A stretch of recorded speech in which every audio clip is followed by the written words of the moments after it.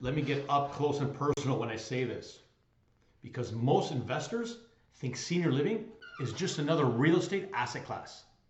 And I think they're completely wrong.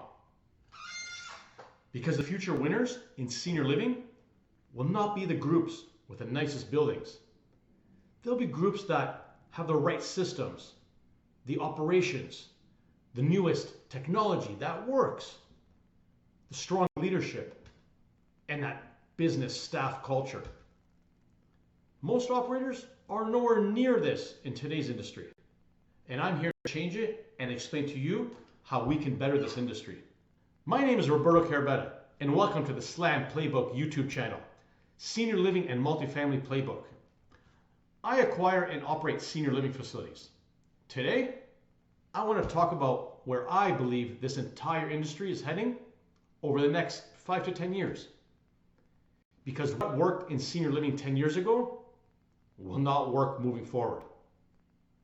Most people still think senior living is real estate. Really? It's not. This is the biggest misconception in senior living. People think they're buying buildings. They're not. I spoke about it on my last episode. I went deep in it. You're buying a business within 4 walls of a real estate building. The business is what drives the valuation. It drives the metrics. You're acquiring the business operating inside of real estate.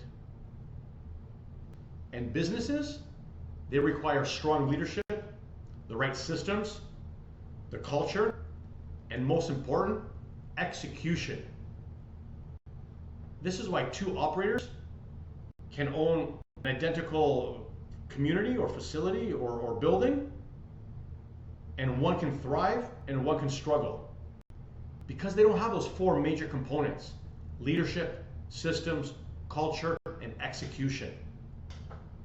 This industry has a massive problem. Let's be honest. A large portion of the senior living industry, it's outdated. They have old systems, weak staff structures, reactive leaderships, and very minimal innovation. And many operators are still running the facilities the same way they did 10, 15 years ago. To me, that's a huge problem. The next generation entering senior living, they're going to expect better care. They're not going to just settle. They're more educated, more knowledgeable, more into the internet and research side of things, so they know what they're getting for at the competition, or what they can potentially be getting. I entered this industry and I was shocked. When I started touring the first couple communities before I purchased my first facility, there was one thing that stuck in my mind. It was the same old, same old, same old. And what I mean by that, it's the same old routine from the staff. It's the same old feel and vibe and paint colors and flooring in the communities. And it's the same old, if any, technology. To me, this is a problem, but it's also an opportunity. I see it as an opportunity from a fresh set of eyes, fresh mindset, fresh love into these communities, where I can change the decoration, painting, flooring, pictures, furniture. I can change that staffing culture, make them feel more wanted, more appreciated, maybe even potentially a higher pay. Because these staff, it's a tough job. They're not just there sitting at a desk, working at a bank. They're cleaning bums and giving medication and wheeling people down the hallway. It's not fun, but they do it because they love their job. And don't get me started on the technology side. I see a huge gap on lack of technology in this space. Senior living to me is 10 years behind the technology curve. Some can argue even more. They're not using the right systems to even have an advantage. They probably had a system or some sort of system, paper-based system of tracking medical records, of tracking leadership, staffing, scheduling, medication management. They're not implementing today's technology. Now, even with AI, there's AI wearables that you can track and monitor certain residents of their vital signs, their heart rate, their body temperature, their whereabouts, even so far as what they're eating, what activities they did. That's one component. And on the operational side, there's systems that you can integrate all your CRM, your marketing, your electronic management records, your community outreach, your events, your staffing, your revenue collection, your invoicing, your late payments, accounts receivable, accounts payable. These are systems that surprisingly sound easy to implement, but a large portion of current owners are not even using this technology. I looked at one community a couple years ago and I asked for their due diligence files. I have about 40 line items that I ask for before I acquire a community. And they were delayed in sending me these documents that I requested because they had to go in their filing cabinets, pull out the paper, scan it to PDF, and then send it over to me. I'm like, you guys are crazy. Welcome to 2026. So the gap I'm talking about in technology, if I can implement 75% of the ideas I have in my head on the technology problem, that's a huge win. It's not about eliminating staff. It's about making staff's job easier, more efficient. They're happier. They'll work harder. They'll be more committed. You can save on staff retention because you're giving them the technology and the systems to make it easier. And if their job is easier, my job is easier. So my responsibility as an owner operator is to give the staff the right tools, information, and resources. That's all they need for them to succeed. The staffing is going to determine who's going to win in this industry. The future winners in the senior living space will dominate the staffing metrics. It's not just hiring. It's building that culture I talked about, that staff retention, being a leader, if it's from the ownership or from the director of operations, from the executive director, or even a floor leader, manager. That all has to do with leadership, implementing that staff or corporate culture, and then training. I'm a firm believer you have to stand behind your staff. Give them the right training. They might not even know what's out there or what's available for them to grow. So if you can give them the right training for them to grow into a new position, what does that mean? It means you can grow. I can grow if my staff is growing alongside me. If my floor staff wants to become an executive director, why not give them the training, the tools, information, and resources to do so? If the executive director wants to be a director of operations, why not give them that training? It's all scalable when you're thinking long-term future. So staff has to do with culture, retention, leadership, and training. People just don't say leadership is weak. They see it with their own eyes. The staff knows exactly what's going on behind the scenes just by your leadership. So leadership to me is probably the top of my list. I touched on this before. The systems will disrupt the energy, will disrupt the industry. I believe systems and technology are about to completely change the senior living landscape. The groups that implement it, the better communication systems, better reporting, better operational oversight, better resident monitoring, they'll outperform anyone else. Why? Because they're ahead of the curve. There's a huge opportunity to implement the right technology and change this whole industry. And me and my partners are leaders in this space. This, to me, creates opportunity. The industry is highly fragmented, and the opportunity is right there. It just has to get implemented by a visionary, by a leader, by an industry disruptor.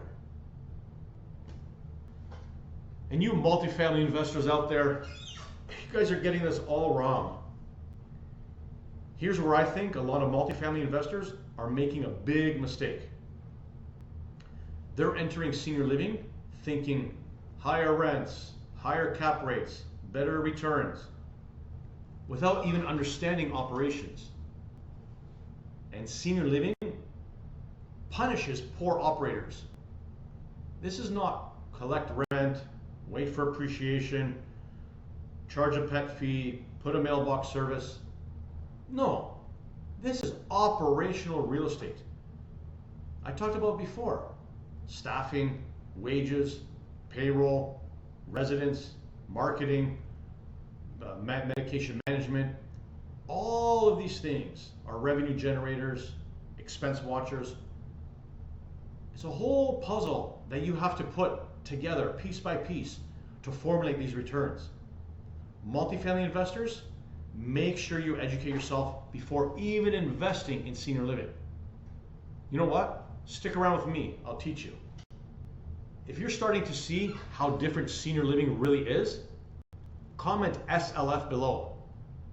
Because the investors who understand this early in the game, they'll have a massive advantage over the next decade. Comment SLF below. There's a 4-letter word that I go by when I'm talking to my staff. C-A-R-E, care. Care is the real opportunity here. And here's something most people miss. Care is not just an expense line item. It's potentially, I think, the biggest opportunity in the entire business. Operators who improve care quality, resident engagement, family communication, and their health outcomes will have a stronger brand, a better reputation. I walk in these communities when I'm looking to acquire a new one, and I can tell right away what kind of staff culture there is in that building. And in turn, that equals to what kind of care are these residents really getting from these existing staff members. These families just kind of throw their loved ones in there, not really paying attention to what kind of care they're getting into, unless there's a big problem, and then the families are all over it. But if you implement from your leadership all the way down the right care for that resident, what do you think that reputation will be in the community? What do you think your brand would stand for when a family's walking in thinking about, should I move my loved one inside here or not? If you have that reputation of care, I think you've won it all. The rest just kind of falls in place. You've instilled that care mentality in your staff.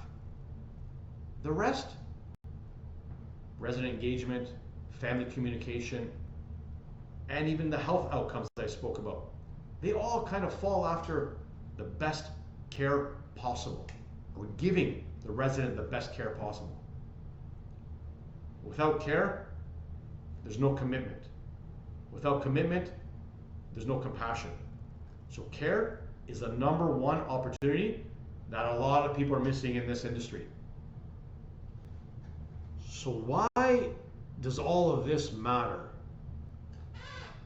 How does it really create wealth? Yeah, we're here for the residents, we're here for the families, we're here for the staff. But what about a guy like me, a guy like you? What about the investors? So combine the aging demographics, the limited supply, the fragmented ownership that I'm seeing right now, and the outdated operators. That's massive operational upside. And this is why I believe senior living will create an enormous wealth over the next decade. It's not just because it's easy, but the actual opposite. It's because it's difficult. And without a little bit of stress, sleepless nights, making that business run, without a little bit of difficulty, there's no real reward at the end. You think everyone just makes it, has an easy path? No, they see an opportunity, whether it be a business, investment, relationship opportunity. And if it's difficult to them, but they see a way to change it or to work at it, to invest their time, their sweat equity, their years, their days, their weeks into making and changing a certain aspect of it, it's all worth the while in the end. And I see a big, massive opportunity in the senior living space to change it all around and make it a better place for everyone. It's a win-win-win for the residents, for the families, and for the investors.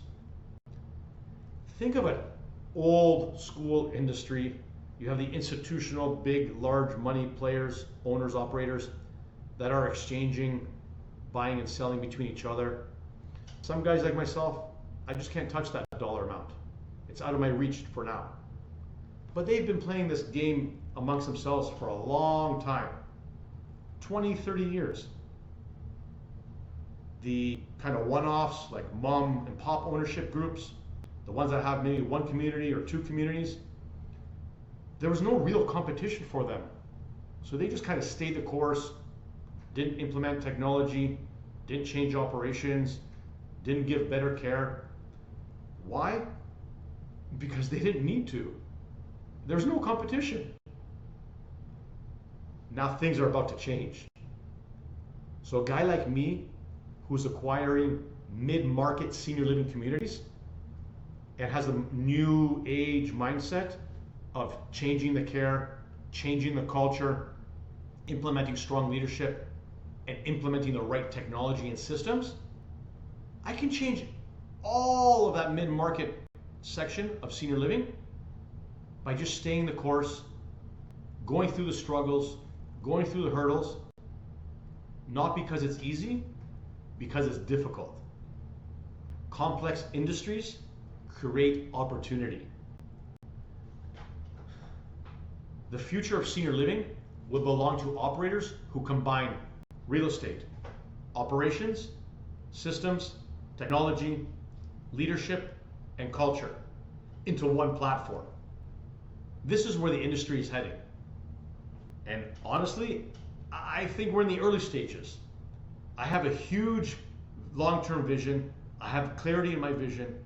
I know exactly what I need to do to turn this industry upside down, to make it a better place for the family, staff, residents, and investors. So come along me in my journey. Senior living is evolving fast, and most investors still don't understand what's coming. If you want more videos of me breaking down the future of senior living investments, operations, acquisitions, comment below. Subscribe to my channel, the Slam Playbook channel, from your host, Roberto Carabetta. I'll see you guys on the next video. Week 10 coming up next. Stay tuned.